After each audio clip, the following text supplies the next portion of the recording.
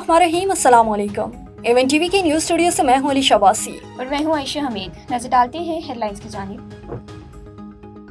भारत मर्जी मुसल्लत नहीं कर सकता, पॉलिसियों पर नजरसानी करे। भारत 26 करोड़ अवाम को यरगमाल नहीं बनाना चाहता। सिंतास मुआहदे की खिलाफ वर्जी जंगी इकदाम तस्वुर होगा। पाकिस्तान के एक बार फिर मोदी सरकार को वार्निंग। नायब वज़ीर आज़म इसहाक डार ने कहा कि भारत ने पहलगाम वाक़े पर झूठा ड्रामा रचाया, बेबुनियाद इल्जाम लगाए। खित्ते में अमन मसला कश्मीर के पुरअमन हल से हुआ। अफगान हुकूमत यकीनी बनाए सरजमीन दहशतगर्दी में इस्तेमाल न हो। पाकिस्तान की ईरान की खुद मुख्तारी और हक के दिफा की हिमायत करता हूँ। जोहरी मसले का हल बातचीत से निकाला जाए। इसहाक डार की गजा में इसराइली मसालिम की भी मसम्मत। इसराइल के खिलाफ जंग ईरानी आर्मी चीफ हिमायत पर पाकिस्तान की शुक्रगुजार। फील्ड मार्शल सैयद आसिम मुनीर से मेजर जनरल अब्दुर्रहीम मसवी का राब्ता। इलाकाई सलामती और मुश्तरका दिफाई अमूर पर भी तबादला ख्याल।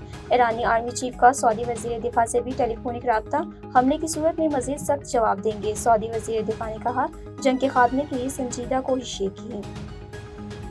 पड़ोसियों से ताल्लुकात को फरोग देना बुनियादी हिकमत अमली है। खलीज ताउन कौंसिल से ताउन के लिए तैयार हैं। मसूद पज़ेश्कियान ने नए हाजा पॉलिसी की हदोहाल बता दी। पड़ोसियों के साथ ताल्लुकात में नया बाब खोलना चाहते हैं। नून लीग ने हुकूमत में शमूलियत की दावत नहीं दी। पीपल्स पार्टी हुकूमत का हिस्सा बनने पर गौर नहीं कर रही। वजीर इत्तलात सैयद सजील मेमन की प्रेस कॉन्फ्रेंस। कहा, पीटीआई पाकिस्तान को बदनाम करने की कोशिश कर रही है। बानी पीटीआई को मनफी सियासत छोड़ने का मशवरा। सानिया जवाब खैबर पख्तूनख्वा हुकूमत की नाकामी करार। वाक़े पर सियासी पॉइंट स्कोरिंग नहीं होनी चाहिए। और मरियम नवाज दौर की कोई ऑडिट रिपोर्ट नहीं आई। वज़ीर आला पंजाब के खिलाफ मनफी मुहिम शुरू कर दी है। हमसे सवाल वो पूछते हैं जो खुद करप्शन में लथड़े हुए हैं।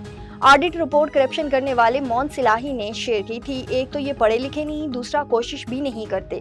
वज़ीर इत्तलात अज़मा बुखारी की प्रेस कॉन्फ्रेंस।